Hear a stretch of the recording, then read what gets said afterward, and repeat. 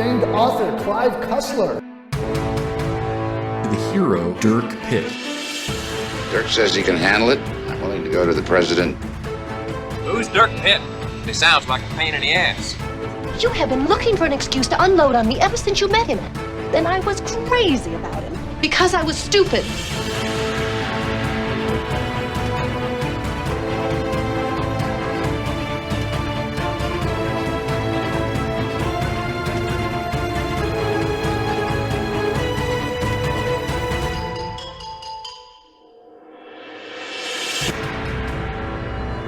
Raise the Titanic bonus episode. Episode 9. Wait. 9? How is this still happening?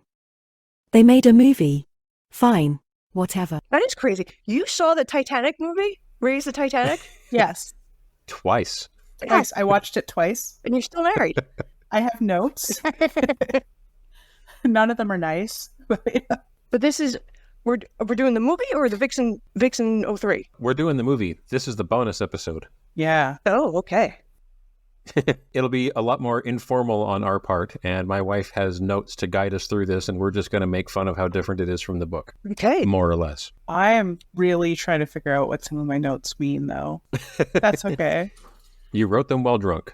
I was surprisingly sober, actually. Oh, I remember what that means. Okay. So how are you guys doing? Anything exciting this week? It's Topper's birthday today. Today? Yeah. Yep. Happy birthday! Why are you guys out painting the town red? Because it's 12:30. Yeah. You're trying to live vicariously through other adults. Tell me you're out going to a discotheque or something. Well, no, that's next weekend. Okay. So. Yeah. Well, right now we're just hanging out at home, and I have my inadvisably strong beer that I forgot about in the basement fridge. And only today realized it's a 10% Belgian ale. Yeah. Do you want to go grab it or no? He's got it. Look. I spent most of the weekend rearranging the living room behind him. Again. Yeah. Wow. Or as I like to think of it, my plant room. It looks very neat. I see the plants. It's very neat. Your floor is remarkably clean. I'm very envious of that. You. My children do not allow for that. Oh, there's a separate living room for them? Oh, fancy. Yeah. I just like mine in the attic. That's the other alternative. Also, if your children aren't teenagers, you'll eventually realize that teenagers don't want to hang out with you anyway. So if you just sort of designate space. Big teen does. Yeah. I think it's her way of rebelling. Just hanging around you all the time? It's very strange. Yeah, it is. She's always nearby. And I was always out of the house. I couldn't get away from my parents fast enough. Yeah. Yeah. Our middleist joined cadets, which I think was her way of rebelling. So that's like ROTC, but Canadian. Oh, okay. Yeah. So she's since quit that, but I think that was her major way of rebelling. I'll know if she's rebelling if she joins organized religion. So far, we've been keeping that. That's just it. I'm just like waiting for one of the kids to come home and be like, good news, Mom, I'm a Mormon and I have magic underpants. I hear it's more of a long John situation, but I don't know. The Mormons are so friendly. They're nice people. If they have to have magic underpants, let them have their magic. They make Jell-O. They make casseroles. They'll mow your lawn for lemonade. Did you ever have the nice gentlemen come and knock on your door? They come in pairs, the Mormons? Boy, howdy. Yeah, they don't come to our door anymore. But after Topper moved here and we were still living in our old house, like he was looking for somewhere for all of us to live. And we had our house for sale and I was out mowing the lawn and it was like 38 degrees Celsius, which is like 100 degrees in freedom units. Okay. And these two nice Mormon missionaries came up and they were chatting at me and they were like, do you need any help? And I was like, oh my God, could you mow my lawn? And I was like an eighth done and they happily mowed my lawn and I gave some lemonade. Oh my God, that's great. Yeah. I gave them peanut butter and jelly sandwiches because that's all I could give them. If they came to my door, they are in the back of Beyond. I don't know how they got here and they were on foot and they were starving and not hydrated. They didn't have water bottles with them. Oh my gosh. And you look at them, you're like, you're 17, you're 18. Who let you out of the house? Yeah. But they were adorable. The Jehovah's Witnesses, a little bit more intense. Yeah, they're a lot. But a bit pushier. A tiny bit. But the Mormons are just hilariously young and lost. They always look vacant. Yes. How did I get here? Yeah, I they mean, it stopped. could be the age, though. It could just be the teenageness of it all. Yeah, they stopped coming to our house because a couple of years ago I answered the door and they were like, "Hello, this is, elder white and elder young." And I was like, "Oh, honey, no, my house is way too gay for you guys. I'm sorry. But if you ever want to come back and ask, like, happy to discuss it. Sorry." And they've never been back. Yeah, I don't think they will. I think you saved, like, when you sell your house, you saved the problem for the next Yeah. too. Yeah, they just straight up skip my house every time now. So We're on a list. that was all it took. We're on a list as being way too gay. So this tastes like a mixture of beer and that one time we made mead.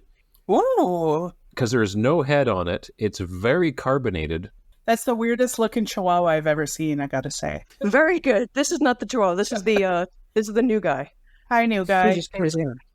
Hi. Oh, right. That's the Irish Wolfhound you were talking about. Yes, he's doubled in size since Excellent. the last time we spoke. Doubled.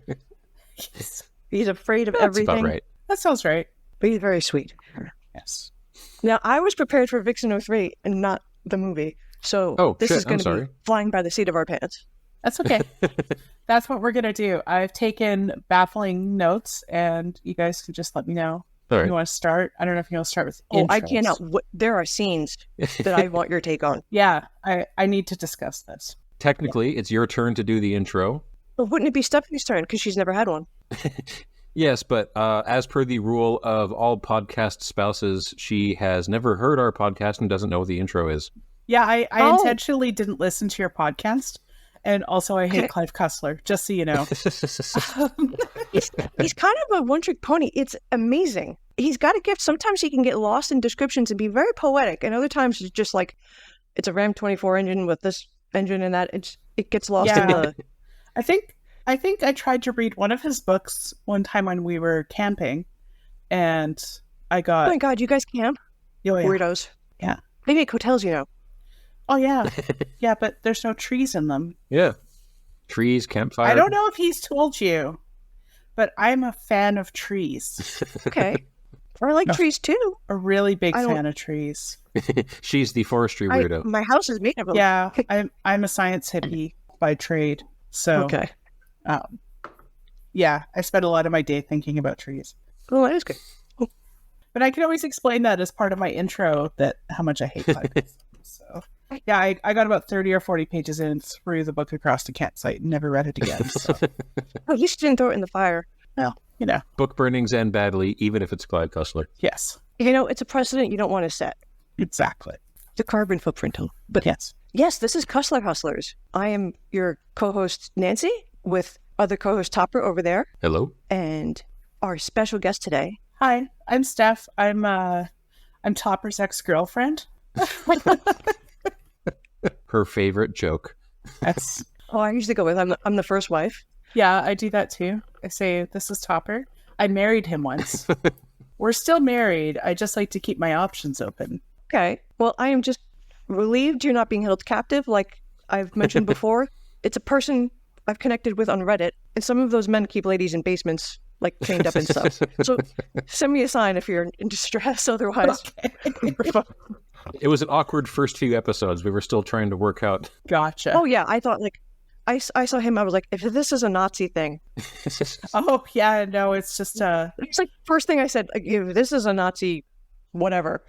Yeah, but then we realized we both listened to Well, There's Your Problem, so we're mostly on the same side there. Oh, it's fine then. We have an astonishing podcast crossover. Excellent. Geeks move around the world, I guess. Yes.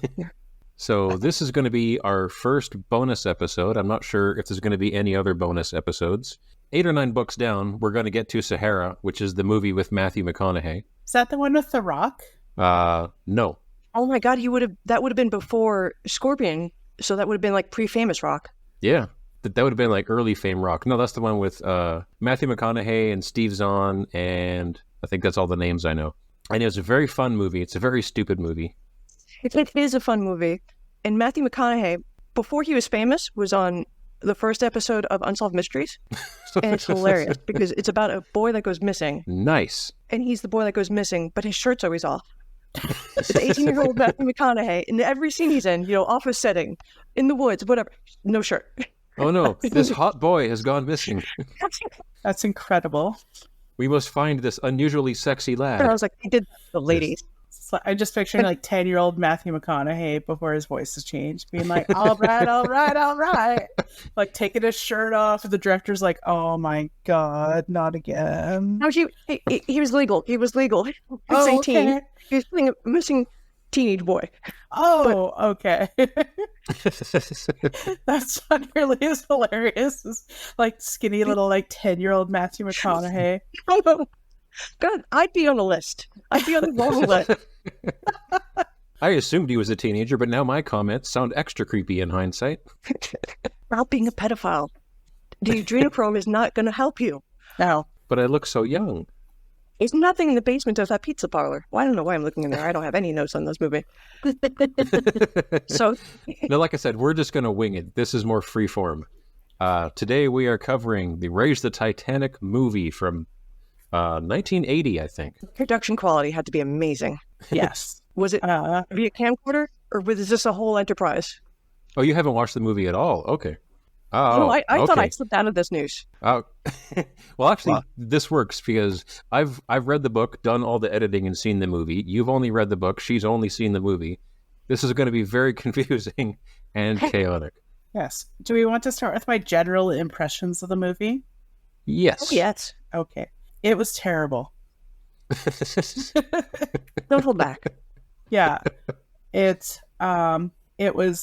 felt, knowing that I haven't read the book, it felt like somebody had read the book and then explained all of the most exciting parts of the book to someone else, and then that person wrote the script of the movie. So every scene of the movie is completely divorced from there's no flow, which is ironic for a movie based entirely in the water. There is a harmony of that. And that's very strange because all of the most exciting parts of the book, like, all of the gunfights and the Russians launching nukes and the Americans launching nukes and the hand-to-hand combat and the hurricane and the helicopter crashes, none of that's in the movie. Oh. There was a great scene in the book where he describes Dirk is sliding on an ice shelf and he's about to fall into the ocean. And he wrote it and it was gripping. Like, oh my God, Clive wrote this? Like, I was attached to the page. Like, I'm afraid of heights. This guy's gonna fall from a high height into a water. It was described perfectly. And other times he's just like, yeah. And then this guy came over and he died, and on to the next death. And this woman's naked and now she's not. Now she's naked again. Oh, there was no naked. There's no nudity in the movie. How could... There's a major scene written in the book. We'll get there, I guess. Does it start with a dog dying? Yes. The dog dying? There's no dog. Dirk, yeah, opening scene. Dirk Pitt shoots a dog in Russia. Okay, so my notes start with... That entire scene was left in the movie, complete and uncut from the book. That is the only thing that was left in the movie. What an odd choice. But it is only 4 minutes into the movie is when that scene happens. It was like the first page. Yeah, I mean, that's the opening scene in the book, basically. Okay. So to start... They kept that faithfully and then ran out of budget. Yes. The first thing you have to know is that there is 2 minutes and 36 seconds of... She has good notes.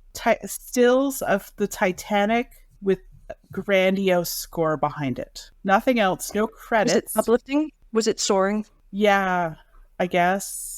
If you closed your eyes, were you on the wings of angels? Wings of angels with mullets, because it was 1980. But 1980s angels. Yeah. It's very like orchestral, grandiose music for a full 2 minutes and 36 seconds to start this movie with no credits. So this is the entire part before the credits even start. So they gave you a lot of padding in case you're just getting to this blockbuster movie and you miss the opening credits. They gave you some padding there for the crowds to roll in. Yes. Was this in theaters or was this like made for TV? That's a great question. Let me find out. Because I did a bunch of research on the movie as far as the cast was concerned. And I have some notes there if anybody cares. But I do have a note at 2 minutes, 36 seconds. Oh yeah, it had a budget of 40 million and it made 7 in theaters. So it's a flop. Major flop. That does explain some of my discussions later about this movie, but we'll get there. And then at 2 minutes 36 seconds, my note is just, is that Obi-Wan? Was it? Yes. We can get into a discussion about the cast at this point. Yes, Sir Alec Guinness somehow is in the movie. You know, he was great friends with Grace Kelly. Oh, really? Yes. Oh, they had a long-standing friendship and correspondence, and their letters went on auction or whatever at Christie's or some auction house, and they were hilarious. They were making fun of other celebrities, and they kept pranking Vincent Price. That rules. They kept sending things to Vincent Price's house under different names. Oh, apparently it was a thing to do. Fantastic. And then you drive off a cliff. Yeah, that's the Hollywood way. Who else is in this movie, dear? Regarding the cast, like when you look this up on YouTube, it's Raise the Titanic with Jason Robards, and he's only Sandecker, so he's only in like 5 or 6 scenes. So I was looking up who all the actors were. Jason Robards received 2 Academy Awards in 76 and 77, a Tony Award with 8 nominations, more than any other male actor in history, a Primetime Emmy, a Cannes Film Festival Award. He's one of only 24 actors to achieve the Triple Crown, and he was in the Navy in World War II and was sunk twice. Wow. And they got him for this movie. I remember him from the movie Day After. He was in a huge movie called The Day After. Do you guys ever hear of it? It was a made-for-TV movie about a nuclear explosion. Yes. Has a guy from Lithgow. John Lithgow was in it. Oh, I'm almost positive I've seen that. A baby John Lithgow, and he always looked that way. If you go back and I think it's on YouTube. If you go back and watch it, John Lithgow as a 20-year-old looks like John Lithgow as a 40-year-old, as a 60-year-old. That guy is consistent. Yes, he is. A little grayer, but consistent. He's the original Paul Rudd, that guy. But Jason Roberts was in a lot of. Yeah. He is a familiar face. Richard Jordan as Dirk Pitt, who I know him as Jean Valjean from the TV adaptation of Les Mis. He was Duncan Idaho in David Lynch's Dune. He was Duncan Idaho in Dune. I was trying to figure out where I knew him from. But mostly he's just this mega Shakespearean actor for like 50 years. David Selby as Gene Seagram, who is a soap opera hunk. And he's still acting. He was on Mad Men, Castle Rock, and NCIS last year. Good for him. Seagram's still around. Ann Archer as Dana, the only female in this movie. She's cute. She was Miss Golden Globes 1971. I didn't know that was a thing. So she was like the ring girl for the awards. And she had like a really good run in the 80s in Fatal Attraction and Patriot Games and Clear and Present Danger. And is also still acting and was on Law & Order in 2018. Alec Guinness, of course. And this is the first role of Elia Baskin as Margonian, who has been in everything, but most people probably know him as the landlord from the Spider-Man movies, Mr. Ditko. And there is an actual Dirk in the cast, a Dirk Blocker, and he's Merker. Elia Baskin is like the only Russian actor who's actually Russian in all of Hollywood. He's great. And that's about the extent of my research. I just thought that's actually kind of a neat cast they had for this movie that absolutely tanked. Yes. Yeah, there are some people in this movie that are, wow. Yeah. You know, nobody signs on to make a bad movie. You sign up to make a movie, you think you're going to make a great movie. Sometimes you realize it, that, oh my God, the lead actor walked off or something. But I can't imagine people on set were like, this movie's going to be crappy. No. They had state-of-the-art, like, underwater camera technology at the time, and they were doing, like, amazing stuff with it, and just nobody went to see it because... It's not a strong... The book is an action book. The movie is not an action movie. That's all I can say. So much of the movie is raising the Titanic and looking for the Titanic and swimming around the Titanic and looking at the Titanic underwater and not, intrigue. Oh, we'll get to there. Yeah. Okay. Yeah, there was a lot of intrigue. So... No. Oh my God. The Russians were edited down to like 2 minutes. Oh yeah, we're getting to that. Don't worry. There were so many Russians. Yeah. No, there's 2. There was 2 Russians. What about I'm confused. In all fairness, was twice as many Russians as there were women with a speaking part. So really not going to pass the Bechdel test here. No, I definitely does not pass the Bechdel test. Even if she's speaking to... But in the book, she only ever talked about men. She couldn't pass the Bechdel test on her own. Yeah, even talking to herself, she couldn't pass the Bechdel test because all she talked about were men. So it was a little unfortunate. Weird casting on that. And Now, was the actor always sweaty, regardless of weather? Who played Dirk? No, no. it's very dry, very tan, very hairy. Yeah, you know the meme of the guy in like the buckskin coat with the big beard and the hair about this long? Oh, Just Tons like of looks me. and smiles. That's what he looked like. There was so much more hair in the 70s and 80s.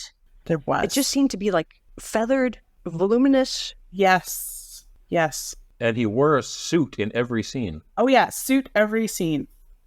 It was the 80s. Everybody all suits all the time. Yeah, skinny tie because it was the 80s. Very Yeah. strange.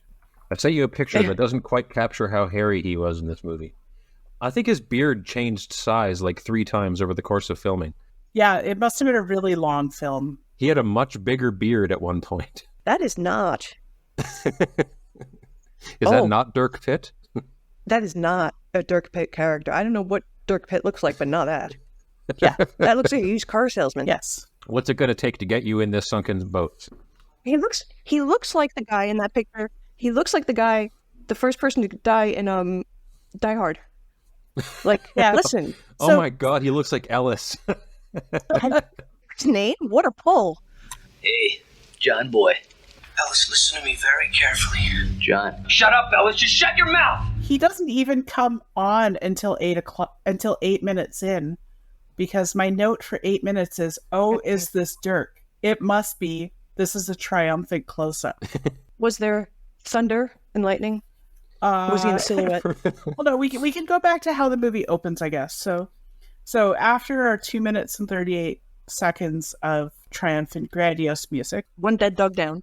then there's a guy digging in. I was like, somewhere in northern Canada. Oh no, wait, he has a Geiger counter. This must be Russia. Yes.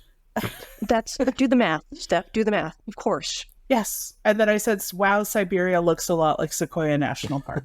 It really does look like BC. Those are, in fact, sequoia trees. I don't know if I've established this, but I am a tree nerd. And those are not traditionally trees that would grow in Siberia. But that's okay. So anyways, and then he gets into a cave. And then apparently I've decided he's Grandpa Simpson climbing the murder horn because he finds a frozen dead guy. Oh, yes. Everything about the Coloradans is edited out of the movie. They find the frozen dead guy. That's it. Yeah. 4 minutes and 44 seconds in. Like the entire first third of the book is all this weird research and alternate history and intrigue and tracking people down and looking into archives. Nope, they find the dead guy and they go, wow, Americans were here, and they mined all the Byzanium. Moving on. Did they say just Byzanium straight? They didn't go Byzanium. Nope, nothing. Oh, we're getting there. So he finds the frozen dead guy and then a sign that says froze to death 1912, thereby establishing that it had to be the year the Titanic sailed because that was the only thing that happened in 1912. That's how you know. As far as I know, nothing else. Yeah, But nothing else. I saw Downton Abbey. It's just people were in meadows. There were sheep, Yeah, street Yeah. urchins. basically. And then it flashes to modern day with important exposition Navy force walking and talking like Aaron Sorkin. Oh, there's an Aaron Sorkin podcast that you might like by Dave Anthony. Very funny. Oh, It's okay. I'm down. skewering. Like he just skewers it. To write this down. Oh, she has to write it down. The West Wing thing Excellent. will make you lose faith in humanity. Perfect. This is the next major deviation from the book because in this scene, the second scene in the entire movie, he basically looks at the camera and says exactly what the Sicilian Project is. And they leave this in the book until after the midway point. They just keep talking about the Sicilian Project, but never say what it is. Yes. As far as I know, it was a Sicilian pizza. That is a difficult word, Sicilian. They don't mention what the Sicilian Project is until like 3 pages to the end. Nope. They have pictures. They have like that map that looks like it's off a game show. And like, here's all the installations around North America that'll protect it from nukes.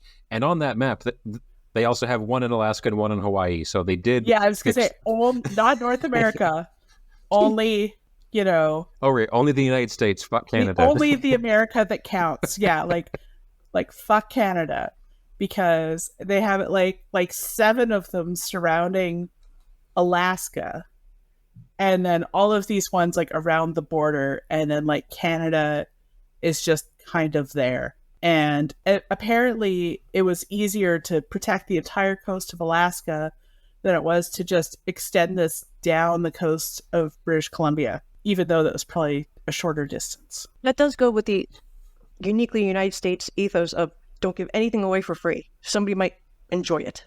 Yes. It's a hallmark of our culture is to be miserly.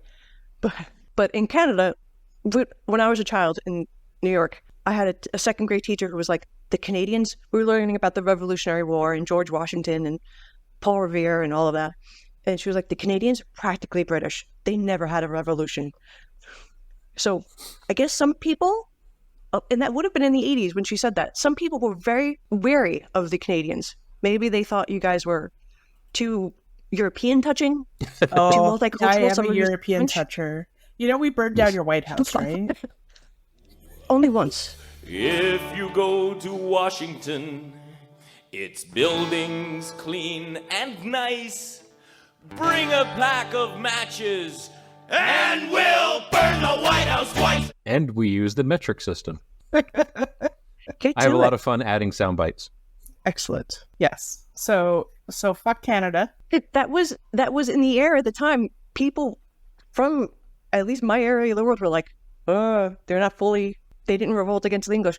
They were nuts. Every adult I encountered in the 80s, including my parents, absolutely off their rocker. I blame the lead in the gasoline.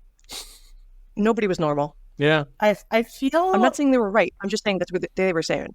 I feel that there's still a cultural difference because it might surprise you to know that in my office, in the reception area, we do have a picture of the king. Oh, God, you had to update. Yeah. Does it have his hot dog fingers in the frame? No, it's just his face, bust, very regal. As well as regal as you can be with those ears. But remember, every time you pass that's a 30-something-year-old man who married a 19-year-old girl. Oh, no. Well aware. I've seen The Crown. Great. Are you a fan of the king? I don't want to. No, he's not well portrayed in that show. We're just going to get totally off topic of this movie. He's a weirdo. They're like really pandas. Weird. They're raised in captivity, but we all watch them grow.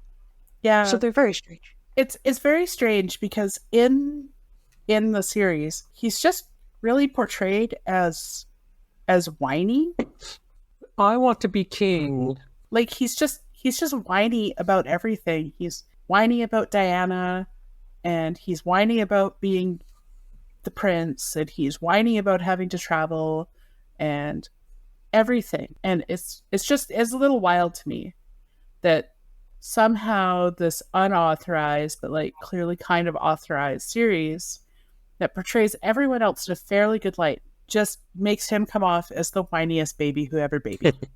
He reminds me of, that scene in Monty Python where the prince is there and he's singing and the dad comes in and is like, someday all this will be yours. And he's like, but I don't want it. That's who he is portrayed as in The Crown. One day, lad, all this will be yours. What, the curtains? No, not the curtains, lad. I loved rooting against him, so they got the mark. They made him the villain. Yes. For sure. Yes.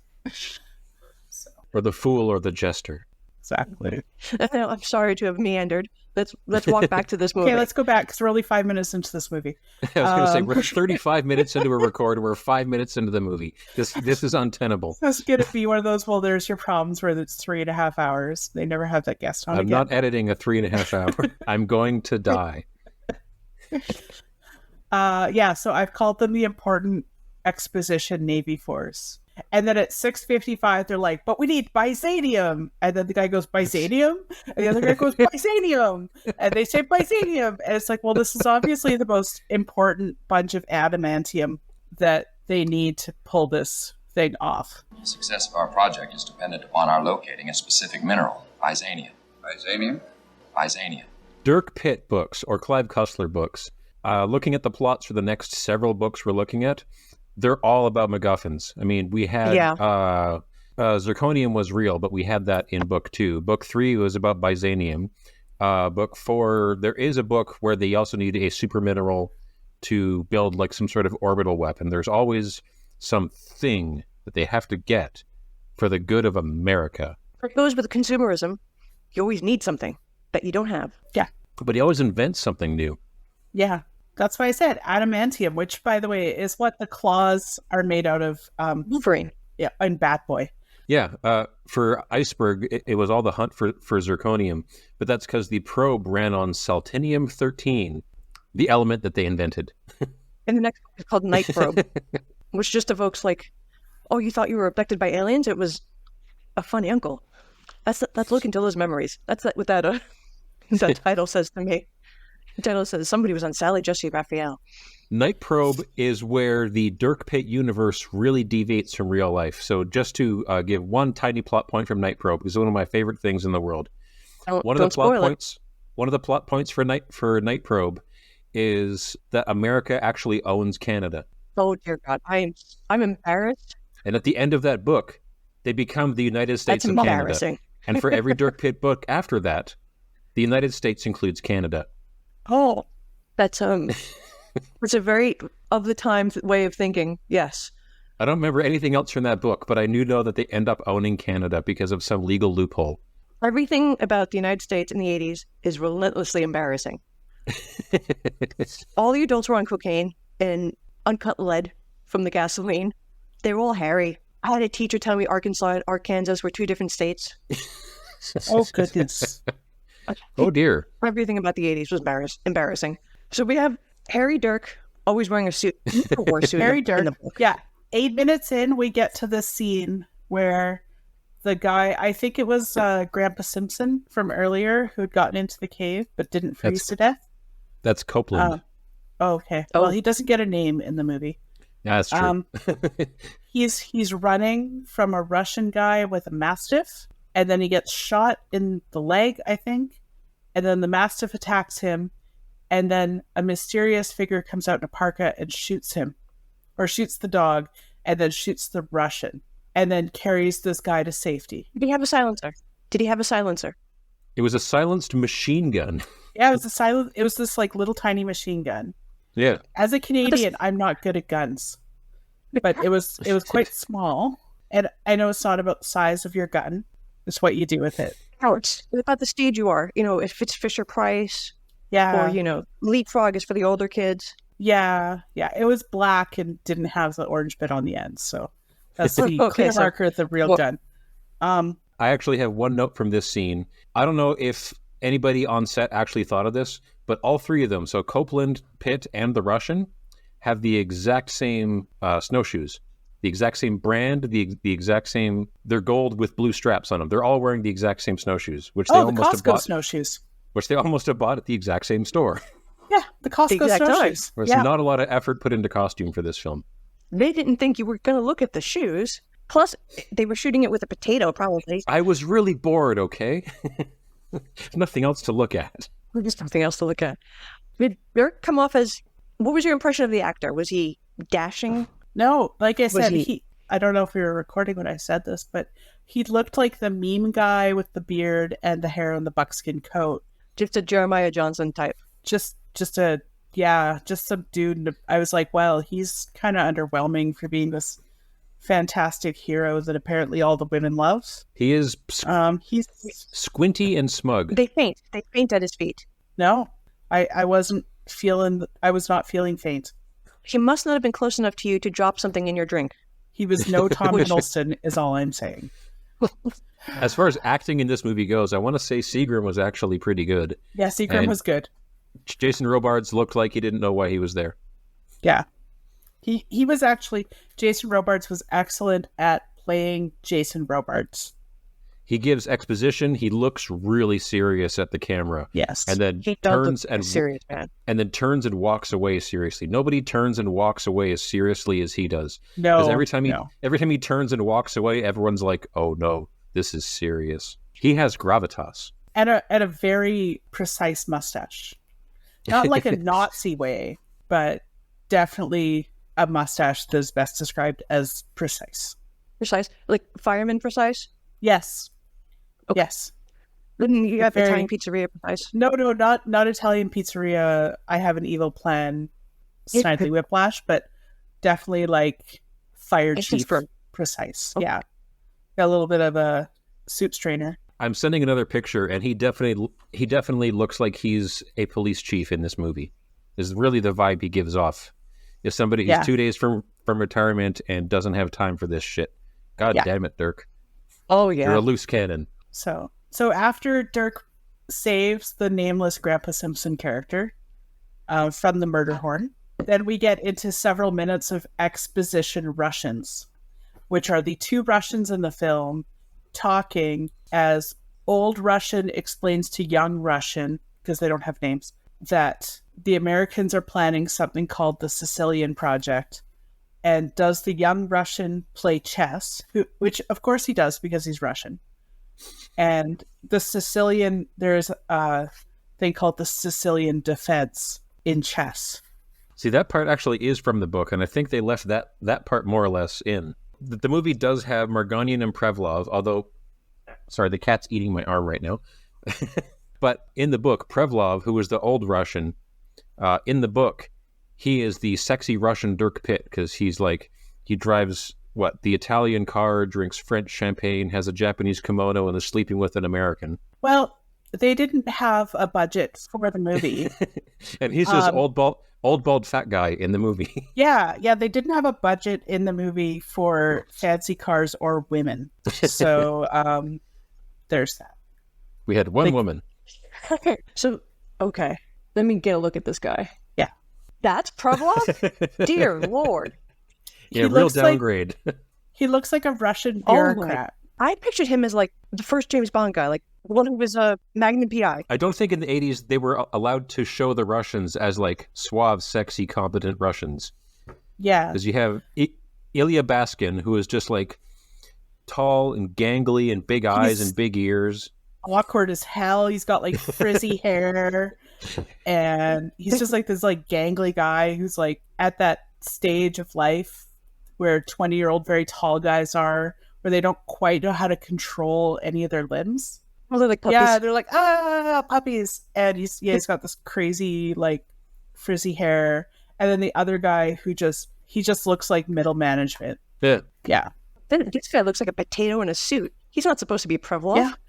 And all of their scenes are just the walk and talk to update with what happened in the previous scene with Dirk Pitt. Yes. Look at how exciting the walk and talk was back then. That must have been new. My God, we'd never seen this. Oh, wait until you get into underwater cameras. That's coming. And then it goes from the exposition Russians back to the Naval Exposition Force. And then they're back and they're walking towards an airplane, which is when they meet Dirk and they have an entire conversation. I think they're a little gay for Dirk because they have a whole conversation about how much, like, how, you know, he's everything to every man, basically, and maybe one lucky woman, you know. But all of this while Copeland is dying on the airplane. Oh, yeah. Dude's dying in the airplane. I'm still shot. So they could read the room really, really well. Yeah. Dirk is fantastic. Dirk is wonderful. You're lucky to have ever cast eyes upon him. He does everything, but only things that are interesting. And he's such an adventurer, and he's so marvelous and sexy, and then just like this like potato-looking dude from the outdoors gets off and is like, "Hi, I'm Dirk. You can't talk to the guy dying on the plane because he's dying on the airplane." That sounds serious and adventurous. And I don't think he's a potato. He just doesn't look like an action hero. Like, he looks like... Okay, I'm going to be a bit of a nerd here. I've seen basically every version of Les Mis several times. That's one of the things I was raised on. I have a huge nostalgia soft spot for it. I saw it at the QE theater. He looks like he just came off of a production of Jean Valjean and like just read the script, walked out and did his lines. Like, he's not being actiony. He's not there for this movie? He's not like... No, not really. I didn't think that at all. I thought if he just threw a fur onto him instead of a suit, you would have just been like, yeah, he's an extra on Frontier. He looks scruffy, big hair, big mustache, big beard, and they just like threw him in a suit. You're in this movie now. Okay. Yeah. He's got a neck beard in this. Oh, yeah. Yeah. Yeah, he's shaggy. It's not trimmed. It's not precise. I'm so used to seeing people on TV and in media now with like, even people that are not professional TV people with like precise grooming. Mhm. And he's got like the little, it's traveling down his neck, like uneven in this movie. Like he's never learned to shave. How many scenes until we get Seagram and Dana, and where Dana talks about how great Dirk is and how he's all things to all women? Well, so the next one is actually where we get to meet female actress number 1 of 1. And then that's her and Seagram just talking. And he's like, have you ever heard of this guy named Dirk Pitt? And she's like, no. And then it's just like, that's the whole thing. And then a helicopter shows up. And she doesn't like to put worms on hooks. Like, that's most of the conversation. And then she is flat out is in like coy denial about having ever met Dirk. They're fishing at like Seagram's weekend cabin or something, and the government shows up. And this is before he's turned loony. He's just on his way to loony. Do you get the sense that he would backhand her? He doesn't go crazy. He doesn't go crazy in the movie. What? Okay, I almost everything. So this is loosely based on the cover of the book? Almost all my notes are for the very end of the movie, because in one way, I like the end of the movie better. The very last thing they do in the movie, I thought was really, really good. Almost everything else is nuts. Anyway, moving on. We'll get to that. Okay. And then, so after this like coy denial, and Seagram has to fly back for his dirking. It's a great verb. It is. You can use it as a verb. It's a noun. Excellent. I don't know if my wife knows this. That was the name of our first episode, was Powerful Dirkings. I did not know that. But that's based on excellent. something Nancy said. Yes. Okay. So he's about to get dirked. And then That's never consensual, by the way. No, I can tell. And then there's a scene where I swear for a minute they're like, Arthur Brewster. What's his first name? Arthur. Oh, who's he again? Arthur Brewster. And it just... The Hobart file mentioned the name Brewster. Arthur Brewster. I think that they're trying to explain, I believe, Mr. Brewster stole the Byzanium and went on a fantastically adventurous chase across on a boat, and then through Scotland, and then all the way to Southampton to get on the Titanic. I say it's 1741, so they've been talking about this for a minute and a half. My note is, they finally mentioned the Titanic. Maybe the exposition is done. No. So they had to get 18 minutes in of just various scenes of people explaining the entire plot of the movie before they mentioned the Titanic. That tracks with the amount of drugs. If you look at like the DARE chart, the drugs imported into the U.S. and movie coherence, it syncs up completely. Perfect. If you watch the first Lethal Weapon, there's no dialogue.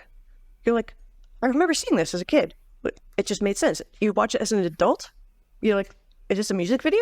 There's no, there's no story. I think they assumed the audience was smarter. Yeah. Not for this film. I think we filled in a lot of gaps as an audience collectively. Yeah.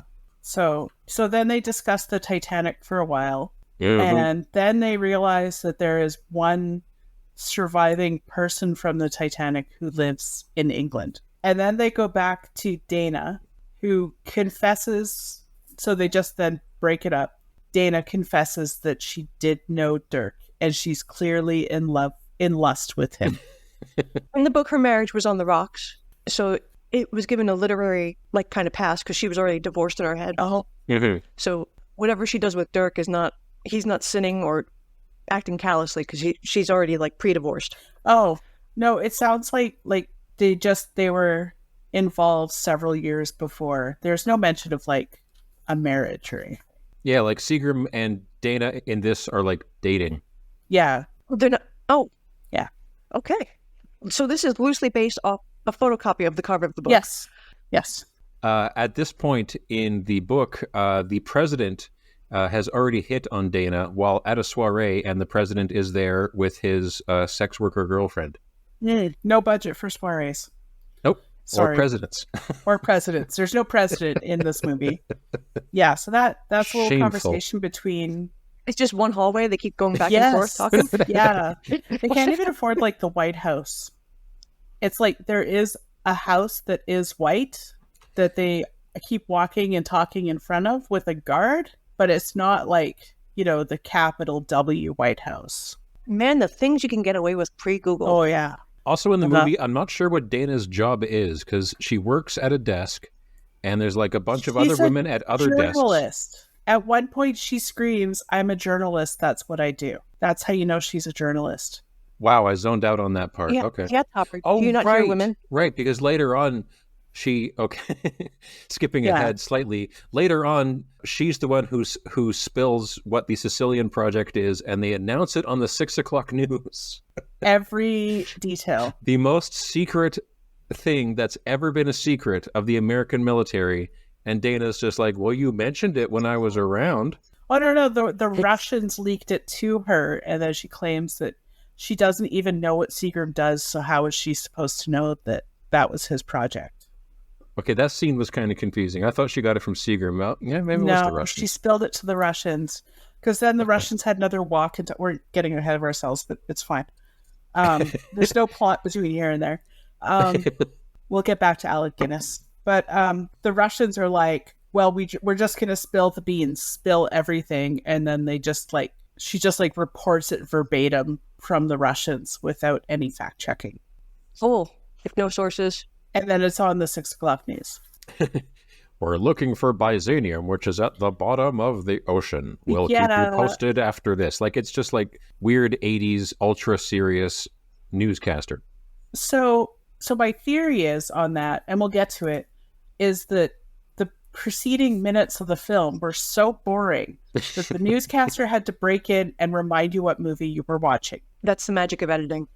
Yeah. If it's something is so boring, you can do. Yeah. You can do that. But first, we'll fix it in post. That is it for us today, and we will leave you with a...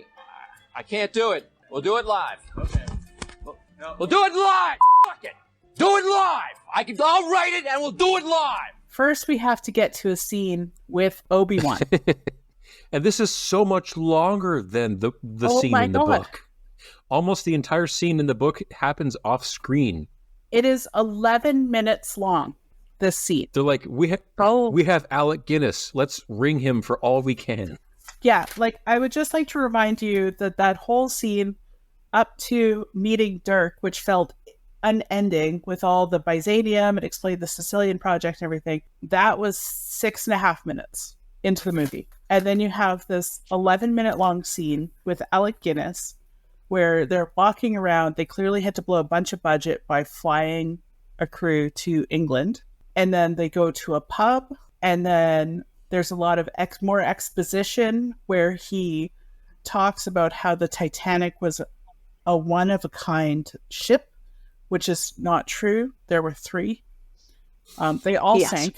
It drives me crazy when people are like, the Titanic was one of a kind. It was like, sweetie, no. There was literally 3 Well, of them. it was the only one named Titanic. It was. The other one was named Olympic. Totally different. And the Britannia, and they all got sunk. And then they meet oh, I lied. There's a second woman in the movie because there's this sassy barmaid that for some baffling reason, they have this whole conversation and give this sassy old lady a backstory, and then she's never mentioned or talked about again or filmed or anything. And I can't tell if Alec Guinness is flirting with her or insulting her the entire time. Well, I'm sure he did it with gravitas either way. Yeah, sure. And I guess she had a name, but she didn't talk to another woman, so we're still not Bechdel-ing this one. No Bechdel passing. Anyway, so this goes on and on and on, and finally Alec Guinness, whose name I didn't even write down in the movie. So he's just going to be Obi-Wan. Sorry. Not Barlow. That would be Commodore Sir John Bigelow. Sure. His name is Obi-Wan. Well, of course I know him. He's me.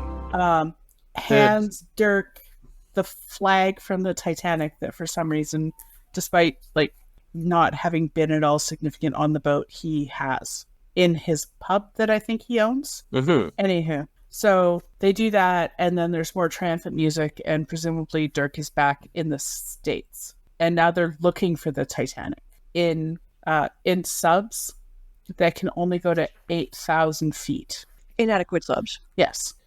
Oh, yeah. I guess that also is one thing that they changed for the movie, I guess, because they had to have some action, because other than the guard and the dog, no one dies in this movie.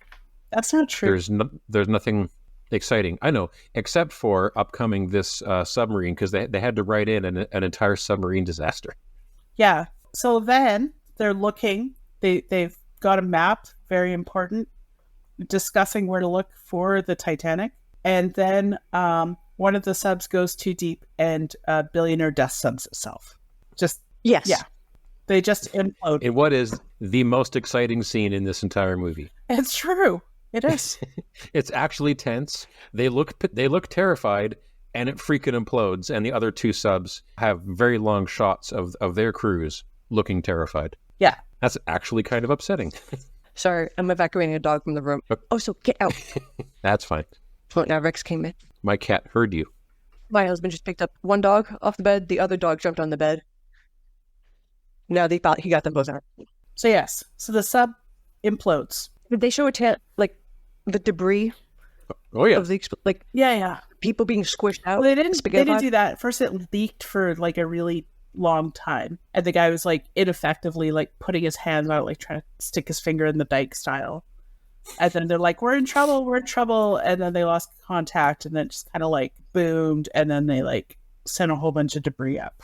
And that was that. I'd like to take a moment to say, when you said he was trying to stop it, like put a finger in it, dike style, your husband laughed like a junior high boy. What are you, 12?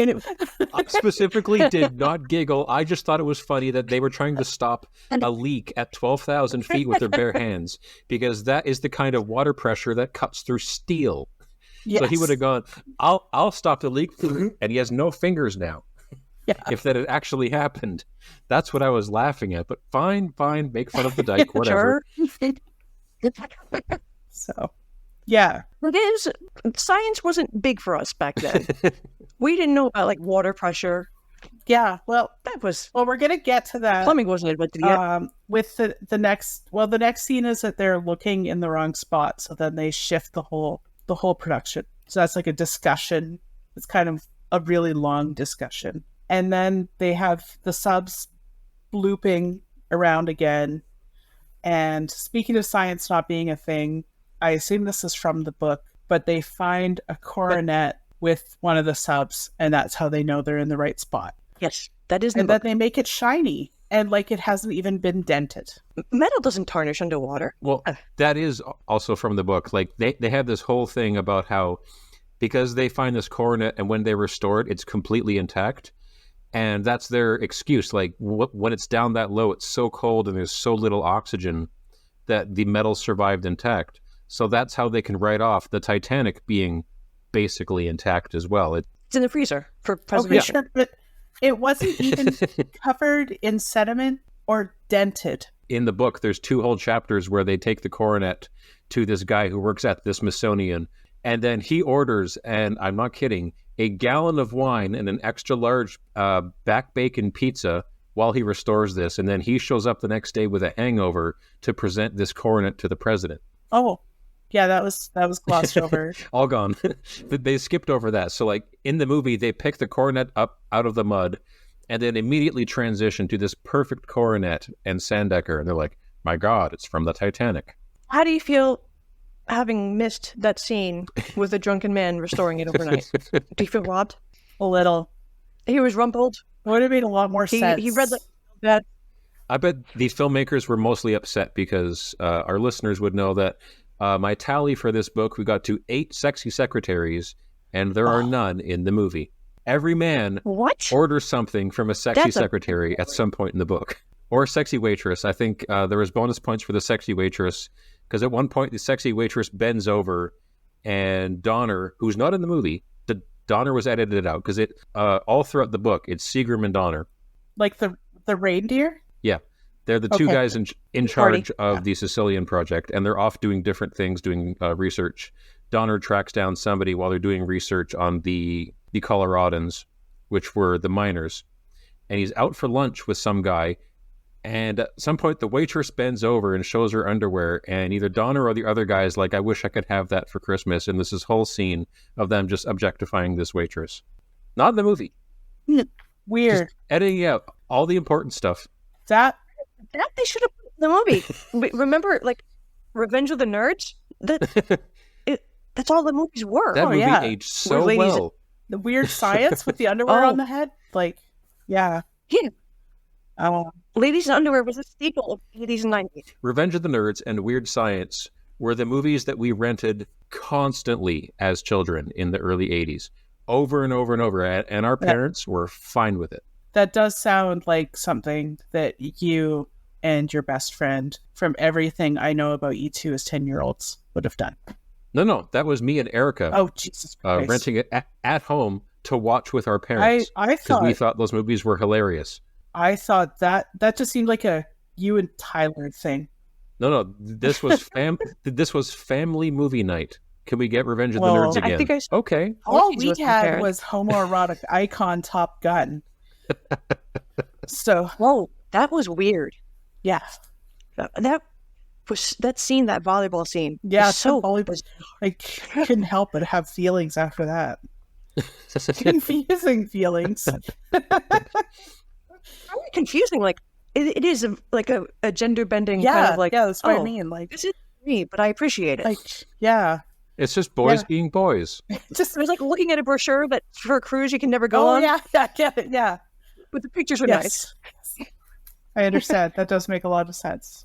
All right, and then after they find this coronet, they have a 7-minute scene of them just blurry lights going around to be subs where they find the Titanic. But it's just like radio and then like bloopers, like bloop, bloop, bloop, bloop, and blurriness and debris, like sediment that's being kicked up because they found the Titanic, and the triumphant music from the intro is back. It goes on altogether too long. That is a hallmark of this book and the movie, I guess. Excuse me. I think the book went on for 800 pages or 8,000 pages. I don't know. It's longer than the Bible. As we have mentioned in previous episodes, we have only covered this book on this podcast. We started when we were both in our 20s, and it's pushed every other book out of our mind. Yes. So that goes on for a full 7 minutes of them, just the filming of like the clearly scale model of the Titanic that they were filming in a tank. So the Foley artist and like the special effects guy, it's probably one person, was like, I've got a fish tank and some sand, and we got to make a movie, damn it. Yeah. So they talked about this on Kill James Bond, about how the early Bond movies had so much underwater action because they had just like, well, I guess not invented, but they had perfected the underwater Hollywood-style film camera.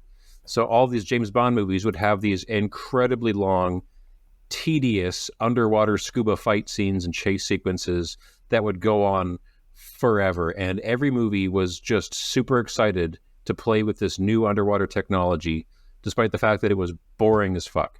People geek out. It's why they have a Samsung foldable phone. Nobody was asking for that. We have underwater cameras. People get the new technology to play with. And? Good for you. So 7 minutes of justifying their underwater camera budget, which then gets broken into by the previously discussed scene where the Russians walk and talk and decide to break the news about the Byzanium and the fighting the Titanic and everything to the news people. There is a defense plan called the Sicilian Project, and a little-known mineral more powerful than uranium with the unusual name of Byzanium. And then there's a tense scene between Dana and Seagram about her reporting it, and then him being like, blah, jealous boyfriend, and then bringing up Dirk, and then she's like, that's what this is all about. And then he's like, that's not what this is about. And then she's like, but I was in love with him, okay? And it comes out of fucking nowhere.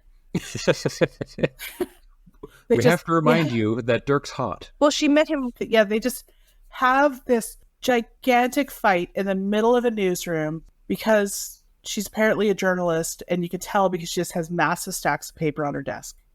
Like, desks in the 80s must have been so sturdy to hold that much paper. It's incredible. They don't make them like that anymore. Well, we don't have the old growth trees. Oh, we do. That's the greatest generation. That's my and job, the baby so boomers. you're welcome for that. He's all in mahogany. Yeah. Anyways, they have a huge fight about who is more in love with Dirk, I think. I don't know. I kind of tuned out. And then you're back in the undersea scenes for quite a while. Yeah, this goes on for a while. And it goes on for... Jacques Cousteau was very popular. 22 minutes. Holy cow. Yeah. That's an endurance watch. Yeah. Where they're, I don't know, they're like trying to... Are to... you divorced? Is that why you're in separate cameras? Did you leave him because he made you watch this movie? It's close. It's close, man. So I actually do have one note for this incredibly long sequence. So the entire silver and gold spy plot was eliminated, except for 2 lines. So at some point, when they're on one of the surface ships, they're talking about how they keep getting radio interference at night, and they can't figure it out. And then they have a scene of some guy on deck in shadows with like a walkie-talkie, and he turns it on, turns it off, and then walks off. And that's never mentioned again in the movie. But the entire... They never revisit that? No. Oh, wow. But the entire Russian spies working undercover on the Titanic reclamation project, Agent Silver and Gold, is all gone except for these 10 seconds, which is never mentioned before or since. We'd never find out who the guy is on deck with the walkie-talkie. The continuity in this movie had to be baffling. Oh, yeah. I was so happy when I saw him on deck with the walkie-talkie. I'm like, oh, cool, the Russian spies are in it. No, they're not. Okay. No, it's too late. They do sort of talk about the Russian spies. Like, they're like, oh, it's the Russian ships over there that are clearly spying on us. And they're like, oh, well. You know, they weren't out there spies. They were undercover spies. They were so undercover. They were so undercover, they weren't even in the movie. It's incredible. Yeah. So we don't have a president. We have a dearth of Russian spies. We've got one lady, a sassy waitress that we saw her underwear. Yeah, no waitress in underwear. No waitress in underwear. We have an old sassy waitress. Yeah, at the pub. It's with Obi-Wan. And also no Al. So there's no sidekick. In the whole movie? Nope. Wow. They didn't have a budget at all. No. So you're supposed to have an Al before you start. Well, look, they had to... He's the sidekick. They had to make this a tight 114 minutes, okay? They didn't have room for, Dirk Pitt's best friend. And they could only... I guess they were limited in the number of lines that they could give Dirk Pitt, because the only thing that he can speak in is sassy quips. Yeah. He does that in the book too. So much more. As a person, if you met the character Dirk, he would be an insane murder clown. Yeah. Like, his emotions are all over the place. Yeah. He just like angry, happy, lusty. Angry. He talks nonstop in the first 2 books, but yeah, Raise the Titanic, he really is kind of one-liner, quippy, know-it-all dick. Yeah, like Seagram does all the talking. Yeah, it's really jerky. Yeah, Seagram has the most lines in the movie. He's got to explain the plot if it... Yeah, that's true. I'm a scientist, damn it. And all Dirk does is just go like something along the line of like, damn it, man. And then that's it, right? And then he just like looks smugly at the camera. Is he always right in the movie? Yes. Okay. Yet he never makes a mistake. So then, speaking of people making a mistake, somewhere in that 22 minutes, one of the subs gets tangled up in the skylight of the Titanic, which is why they're going to try and build some tension by having to immediately raise the Titanic instead of doing it in 2 weeks. Yeah, so that does happen in the book. They kept that part. Okay. But this is actually the most boring, high-tension scene I've ever seen. Yep. There's just like this. Well, they got the Russian spies. It's just raising the Titanic. The mechanics of it? We're getting to the spies. Don't worry, they come back.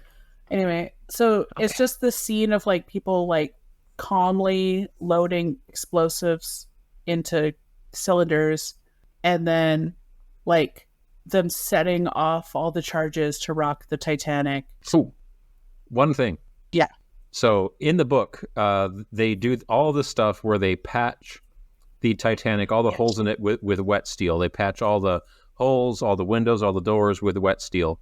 And Nancy made some comment on our podcast about how if they had filled it with foam or something, that would have just poisoned the ocean. No, in the movie, they filled it with foam. Yeah. I was thinking great stuff. That stuff gets everywhere. Expands. Yeah, it's a mess. By the way, the cat's eating my plants. You might want to give her a snack. That's a Diefenbach. Yeah, that's probably not good for her. No. She's so cute. She's so angry all the time. She's very malevolent. She's old. She's very old. But yeah, so they blow up a bunch of stuff, and I didn't know that many explosions could be as boring as it is. Yeah. Underwater miniature explosions, so it's just like of air bubbles. It's not very exciting. So it just looks like farting in the bathtub.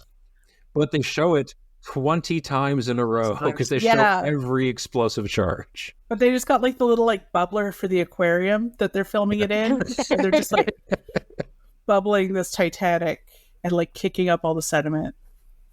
That took a long time. And then eventually they demonstrate on the radar that is so patently not how radar works.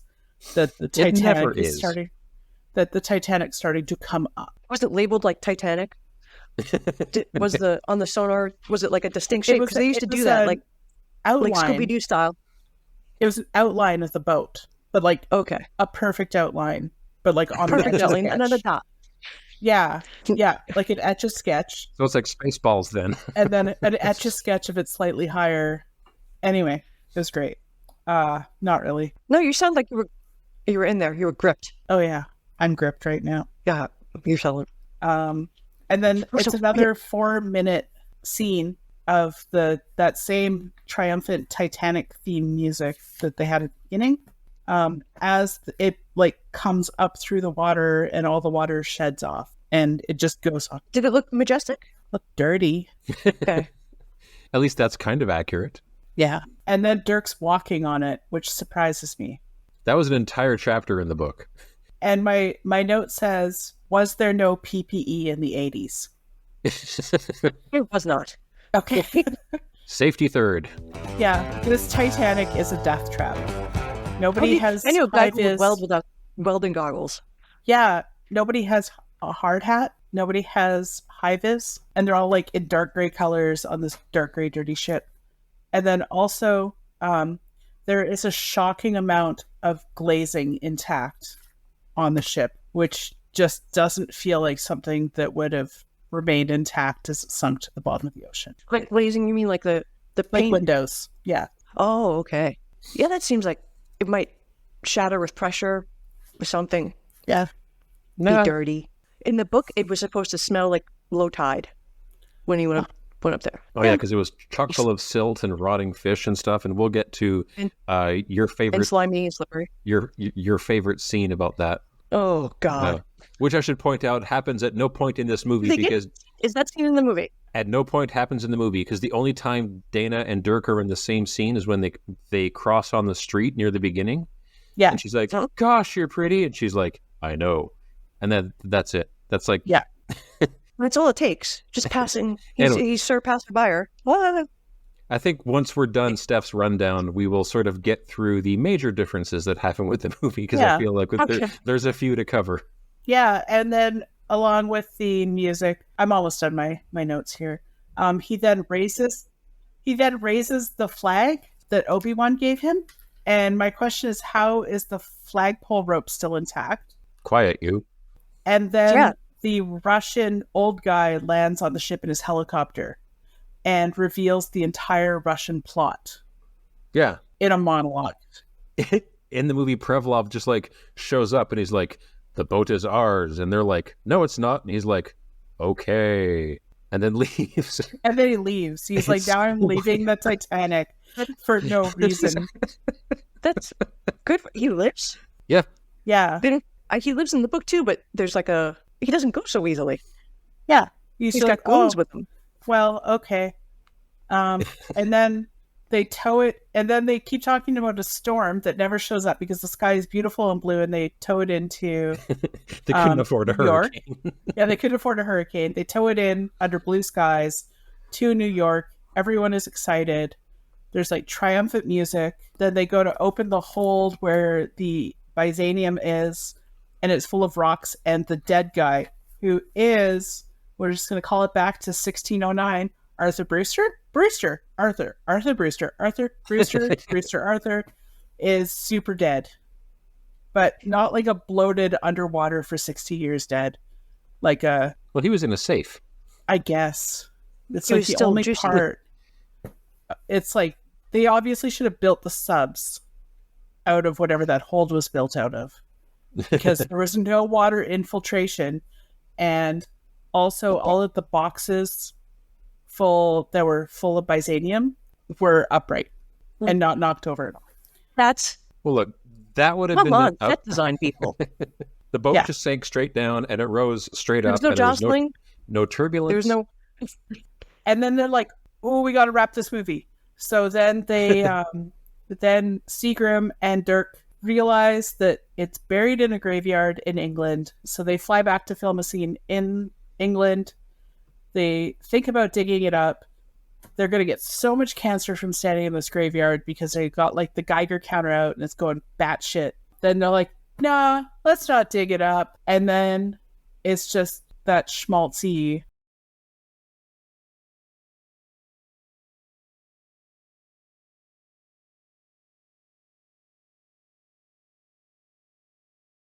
at all.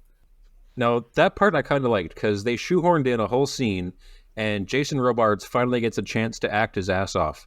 Because immediately before this, after they open up the vault and they find out that the Byzanium is just gravel, he talks about how there was very little chance that the Byzanium would have gone to this defense project.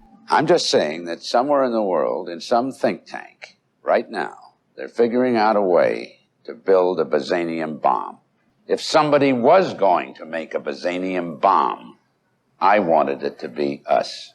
One line in particular was like, say something happens in the Middle East, and he just kind of shrugs. And basically, if this had gone off, all it would have done is made something that was even worse than a nuclear bomb. So then afterwards, when Dirk and Seagram go to the cemetery and they find the grave of Jenkins, and they find that that's where he hid the Byzanium because he was paranoid. And Seagram's just like, we should probably just leave it in the ground. Speed of plot. They had to wrap it up. Yeah. But I liked that ending better, where Seagram's like, maybe the world doesn't need a new super weapon. And Seagram like walks off into the sunset, hand in hand with Dirk Pitt, and the music swells, and it's very romantic. Yeah. Real friendship is to be celebrated. They left out a lot. They left out so much. And yet 22 minutes straight of underwater bloopy bloops and submarines. They made an entire movie on the table of contents for this book. Okay. Now I gotta tell Stephanie the scene. In this book, because I eventually have to go make dinner. I can't escape that.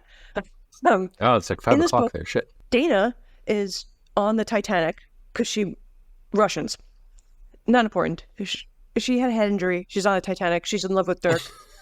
Dirk is collaborating with, the CIA. He's not telling his crew what's happening. He disappears on them for a while. And for 48 hours, there's a lot of tension. And you don't always know where Dirk is. But apparently, he's spending some of that time rehabbing a room in the Titanic to seduce Dana. Now, this place smells like low tide. It's slimy everywhere. There's dead bodies. There's muck. And he rehabbed the whole room, like clean sheets. What kind of rash would you get just lying down on those sheets? The skin problems alone. Oh. And in the meantime, like several good guys die. Like maybe you don't refurb a room in the middle of this adventure. Yeah. Wow, that did not come up at all in the movie. Like, woman in the theater would have been like, that place smells gross. Yeah, She's not taking her clothes off. No, nobody once mentioned that. Like, nobody, walked into the ballroom at the Titanic. It was like, this is nasty. They were just all, I don't know, being manly and throwing ropes around on the deck. Whoa. Are we not saying phrasing anymore? Yeah. Dirk's throwing ropes, but not... Yeah. It's really hard to sum up how many scenes were removed for this movie. Every time somebody would talk about Dirk to the female character, a man would wax poetically, like you said. They would just say, "Oh, he's a complex man. He's deep." He's like, "I asked you, hey, how's Al down the street?" And you'd be like, "Oh, he's a good guy." He wouldn't be like, you stare into the depths of his soul, and you know that he has a great loss. I'm like, people don't talk this way. People do not talk this way. Yeah, in the first book and the third book, Al talks about how there are two Dirk Pitts, and there's like the warm, friendly, charismatic Dirk Pitt, but also there's the cold, ruthless, psychopath Dirk Pitt. And Al is still clearly in love with him the whole time, giving the description. He does sound like he's in love with him. Oh, he does. Yeah. I have a highlighted chapter from Vixen 03 where he's describing Dirk to another woman, and it's like a whole paragraph of, I wish somebody would say that about me. We have to find somebody who's an Al to our Dirk. Oh, yeah. Everybody needs an Al. Yeah, there's no Al in this movie. You don't get any sense of charisma off of Dirk. He's just like the quippy know-it-all, I guess. And people keep saying like, oh, like everyone is so obviously in love with him. And you're just like, okay, but why? Yeah, that's in the book too. Okay, but why? Yeah, it was very informed in the book. Oh, okay. Early in the book, the Prevolov has Dana at gunpoint and makes her take off her clothes in front of the whole crew for a very lascivious scene. She'd be freezing her ass off. Does Dana ever indicate that she's cold at any point? Can she feel temperature as an actress? No. As a performer? No, she's only ever filmed in the newsroom or that one scene outside with Dirk. Like she never actually, after she yells, "I'm in love with him," okay, and they get into that big, like, if it's Seagram or Dana who loves Dirk more argument. I lived with him for 2 years, and I was crazy about him. Well, Seagram hates him until the very she's end. Never seen. Okay, well, hates him. Sort of like when you pull the girls' pigtails in elementary school. Like I said, they walk off in the sunset together. Yeah, they do walk off in the sunset together. But after that argument, like clearly Seagram won because she's never seen her mentioned again. In the book, Seagram loses his mind. Okay. Visits Dirk at a hotel. Has a very normal conversation where Dirk is in a bathtub. And Seagram is just talking to him, as you do, with coworkers. Well, they're both drinking vodka. I'm coming to the bathroom while I'm taking a bath, coworker. That seems perfectly reasonable, yeah. Yeah, totally normal. He's never going to let me go to camp again, by the way. My loving husband here will never let me go to camp again if I imply I just drink vodka in bathtubs with coworkers. A one time. Wait, you told me about Iceland and people going around Iceland with fur coats and bikinis. Seems chilly, like it would chafe. I don't know. No, it's fine. It's very fancy. Okay, that is a remarkable rundown of the book in movie form because it's so disjointed from the written word. And it's not like this was... It's very disjointed in the film as well. Like, I spent a large portion of this film wondering, like, what is going on? What is the purpose of the scene I'm watching? And why do I care about the characters in this scene? And I didn't care. I wonder if all the underwater stuff was... Because National Geographic was having huge specials back then. Jacques Cousteau was so huge. Yeah. Were they trying to, like, get the underwater footage market? So much underwater stuff, like, look at this boat from this angle. Look at this submarine go very slowly across your television. Look at these bubbles. In the beginning, King Kong, there's a lot of imagery, and it's just, you see giraffes, you see elephants, you see wildlife, and it's because people didn't travel. They didn't, for the majority of people watching a big movie in a movie theater, they never left their zip code. So seeing the elephant, that might have been the first time they saw an elephant outside of a book. So maybe there's some kind of plausible cultural phenomenon happening in this, the way it was shot and the way it played in the 80s might play differently now because we don't have the context, but also it was a flop. So that theory is questionable. Yeah. My theory is that it was a $40 million film of which they'd blown $20 million on fancy cameras and had to justify their use. Well, Alec Guinness had a good payday. Oh, you gotta hope so. He was in one scene, but it was a great scene. Great. It was probably the best scene in the movie, honestly. I mean, it was confusing, but whatever. I wonder if he lost a bet. Maybe. So why was he there? I just hear the phone ringing. Oh no, I'm going to Never edit happened. that out. Don't worry. This never Okay. happened. Yeah. So in the end, Seagram is in Dirk's hotel room, while he's bathing, and then he looks into the mirror and he sees Brewster, the dead guy, and he runs out of the room. And he's got nuclear secrets. He's a very high up individual in the CIA with lots of secret intelligence, and he's unhinged and roaming the streets of New York. And Dirk's like, c'est la vie. Our hero is just like, let him go. I don't even know if it's established in the movie that Seagram works for the CIA. No, because they edited out the president. They edited out all the CIA stuff. They edited out meta section, basically. He's just like a scientist with a project. Yeah, I just assumed he was like working on some project for the Navy. Because everyone else is in the Navy, just like the village people. Yeah, Sandecker is like the highest up in the movie. He's in charge of everyone. And what do you think of NUMA, the National Underwater Marine Agency? It's completely glossed over in the movie. Okay.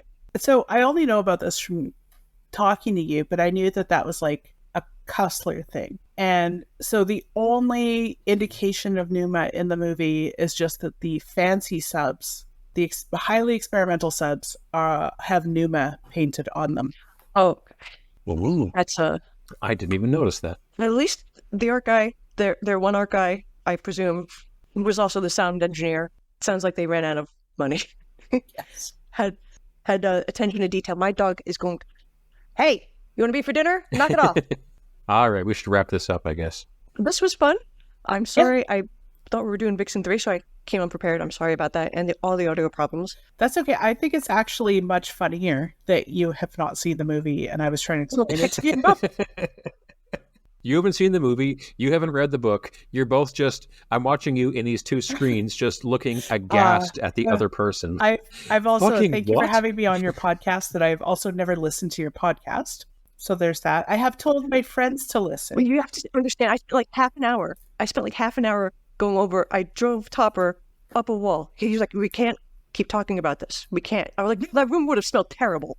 She would not have gone in there. Yeah, no, from your description, like, nobody mentions the stench in the movie. Yeah, that was like one of the longer chapters in the book of Dirk and Dana having spastic tiger sex. He bleeds and she cries. And it's supposed to be wonderful. Jesus. Like, it's very confusing. Like, has the author ever had relations with a person? No. Like a human? Because you're not supposed to draw blood. In her previous scene where she was present as a character, that was when the Russians were first going to stab her, then going to cut a breast off, and then going to shoot her in her arms and legs sequentially. I'm while she's pretty naked. stoked that they cut all of that out, actually. Like, that's... There's so much manly... And she's not traumatized at all. Like, she's just like, totally fine. There's dead guys on the floor. I'm pretty sure she is. Woodson was stabbed in the heart because Dirk was redoing a room in the Titanic. I'm pretty sure she is traumatized because in her final chapter, when she's back with Marie, she just talks about, like, we, out of nowhere, get her backstory and how she had, like, a weird childhood that was full of trauma and abuse. But now she's like, now I realize I could never have a emotional relationship with anyone. And now I'm free. And then she calls up the president and has a date with him. Yeah, she gets right in with the president. That's her happy ending. And she's like, I'm completely fucked. Hooray! I'm going to go ahead and say that that was even too shitty to do to a character in the 80s. And that's why it was not included. This book was written in 1976, don't forget. So that was maybe okay in the 70s. They couldn't quite swing that in the 80s. Adaptation. Razor's Edge. Yeah, they spent too much money on the aquarium and the scale model of the Titanic and couldn't afford anything else. And the radar. Don't forget the... Oh, right. The Etch-a-Sketch. Yeah. Etch-a-Sketch radar. Yeah. Top of the line. Do you kids know what an Etch-a-Sketch is? Oh, yeah. Oh, yeah. We had those. I mean, we had one or two of those. It's his birthday. He's very old today. Oh, happy very old birthday today. Yeah. I'll let you guys go paint the town red.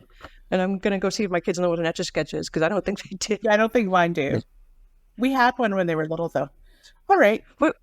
I saw Friday Night at Freddy's. It's a movie based on a video game. And it relies heavily on VHS, and everybody in the theater, all the little ones were like, what? And they keep putting in VHS cassettes into the VCR, and people are like, the little kids are like, what is that thing? It was amusing. And thank you all for listening, and thank you for appearing on my show, sweetie. Oh, yeah, people are listening to this. Oh, my God, you are mentally ill, whoever's listening. But we love you. Come back for more. Yes, thank you, everyone. Hi, Mom. Hi, Steph's mom. This has been Cussler Hustlers. Your hosts have been Topper and Nancy. Find us on Twitter and Instagram at Cussler Hustlers.